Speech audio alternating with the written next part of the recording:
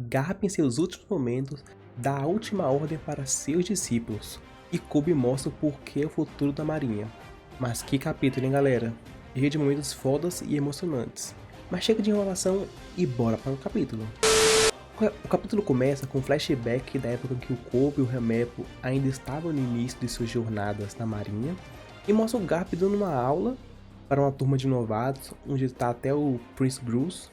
E o Garp ele dá um dilema para os marinheiros, falando que em uma situação onde que tem que salvar entre um velho e um bebê, quem os marinheiros deveriam salvar.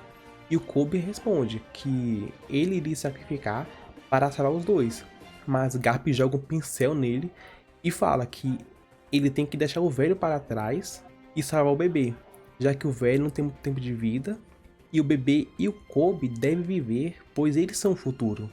E vemos uma moça, um oficial, repreendendo o Garp, pois não é assim que se ensina, né? E que todas as vidas importam.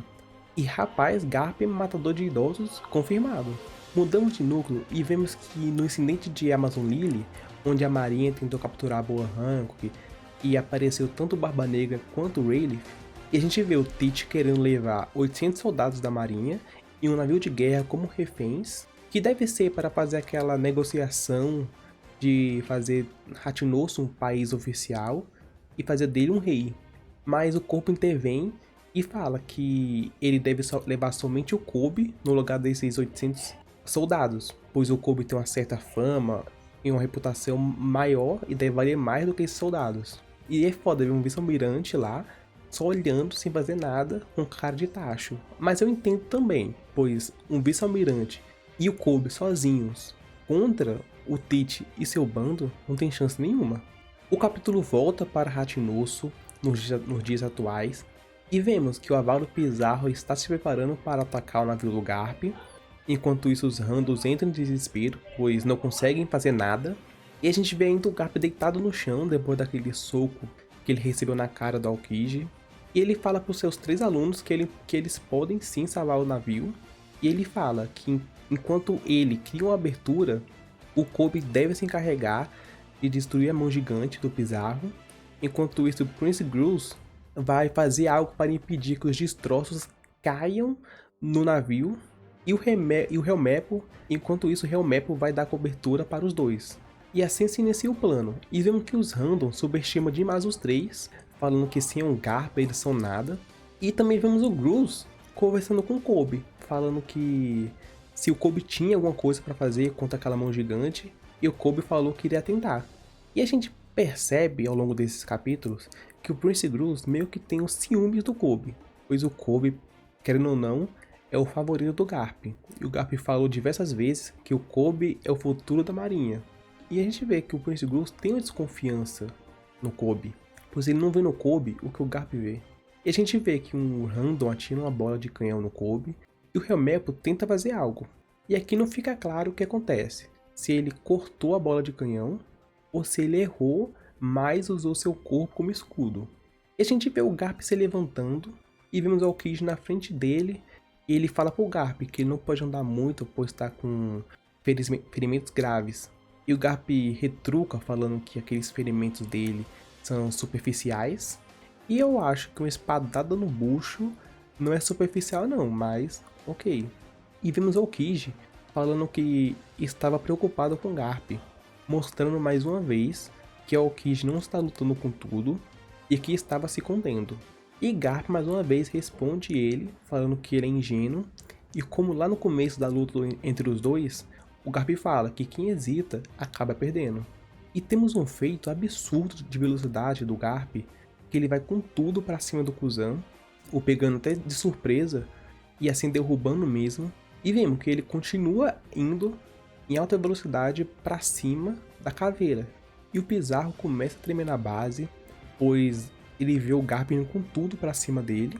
E o Garp manda um Galaxy Divide, quase rachando a caveira em 2. E vimos um fato interessante, pois eu falei que a fruta do Pizarro é meio que a fruta do Pika, só que melhorada, pois ele controla a ilha inteira, não só pedras, mas ele não tem o mesmo intangibilidade a golpes que o Pika parecia ter também. Pois quando o Zoro enfrenta ele, não importava se o Zoro cortasse sei lá quantas vezes, ou se alguém quebrava seu braço ou cabeça, ele não tomava dano. Ele não tomava dano, pois tinha que ser no corpo verdadeiro dele. Mas o do Pizarro parece ser uma consequência igual da Robin, que se algo acontece com o corpo criado dele, vai acontecer o mesmo com o usuário. E a gente vê que o Pizarro tomou um dano muito absurdo na cabeça. Mas isso aí é até que justo, pois uma fruta que vai você ser uma ilha gigante e você só tomar dano no seu corpo verdadeiro é meio roubado. E eu fico pensando aqui em qual do Chapéu de Palha irá enfrentar o Pizarro. Mas vemos que com esse soco o Garp conseguiu fazer a abertura que o Kobe precisava. E vemos o Kobe falando uma frase muito legal pro Gruz, falando que irá atender as expectativas dele.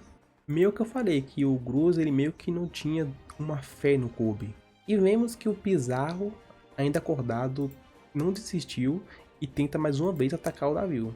E o capítulo corta para mais um flashback e o Garp conversando com o Helmeppo sobre a evolução do Kobe. E o Garp pergunta do porquê o Kobe viver machucado, cheio de ataduras, quando eles vão treinar.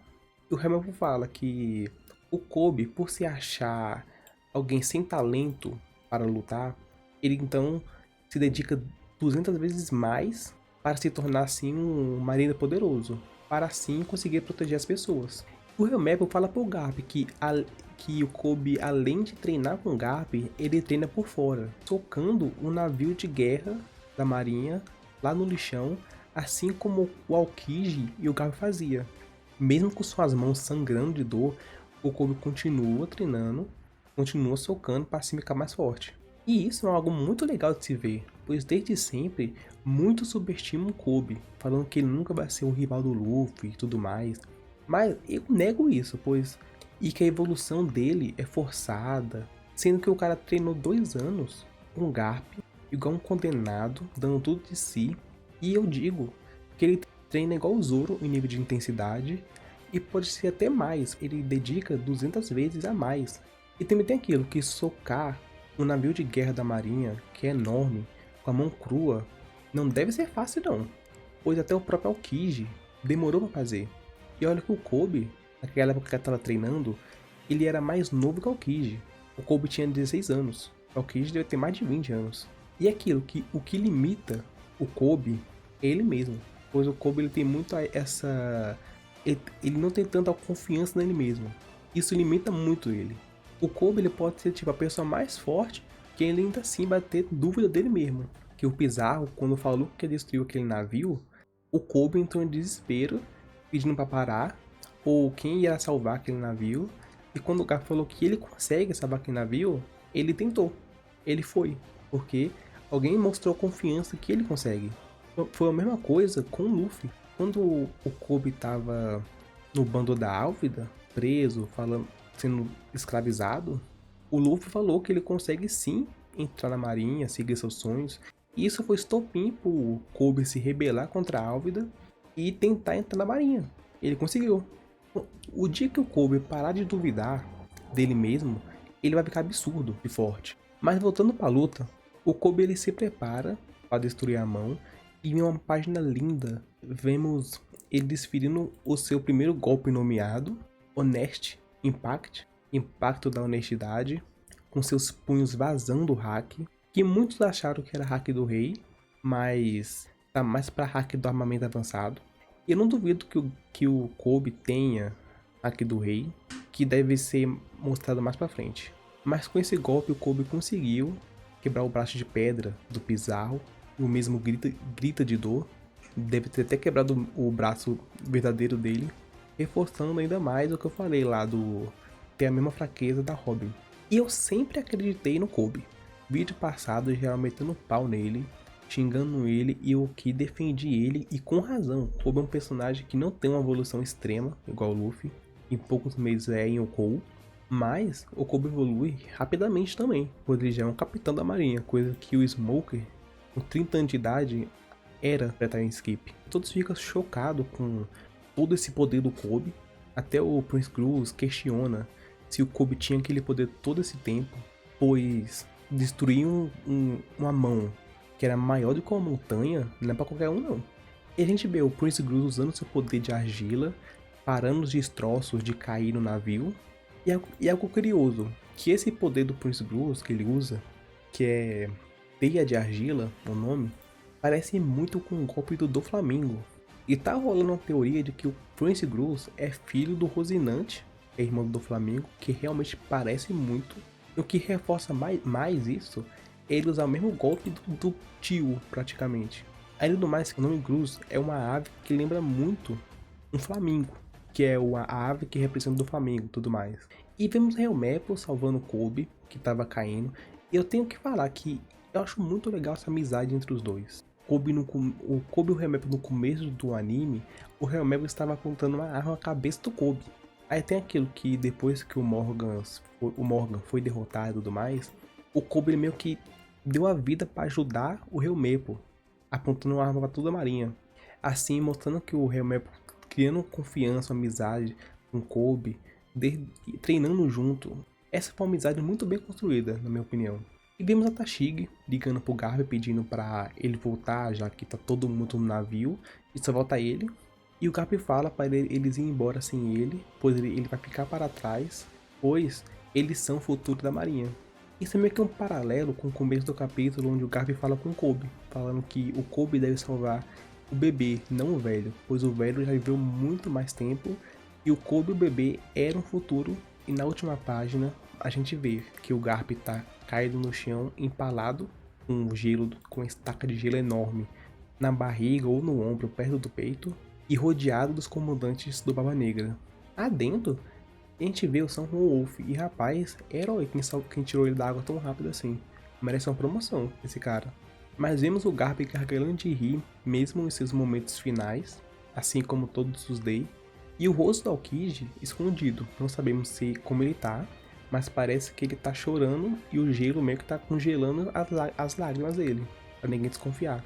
E nos últimos quadros, vimos o narrador falando que no jornal, no dia seguinte, o mundo irá saber do desaparecimento do herói da marinha, Garp, após o combate em Hatinosu, o salvamento do jovem herói Kobe e também do incidente de Egghead, onde Yonko, Luffy do Chapéu de Palha enfrentarão a frota completa da marinha. E vemos finalmente o navio chegando em Egghead junto do Kizaru e do Gorosei Saturno. Mas esse foi um excelente capítulo, não sabemos se o Garp foi de base, mas já que tá esse desaparecimento e também o Teach deve usar ele como moeda de troca, igual iria fazer com Kobe, dá uma esperança de que ele tá vivo. Mas infelizmente a gente não vai ter One Piece semana que vem, mas terá vídeo de One Piece. Então preciso que você se inscreva no canal, caso tenha gostado, deixe o seu like que é muito importante, ative o sininho para não perder mais nenhum vídeo. Obrigado por verem até o final e até a próxima.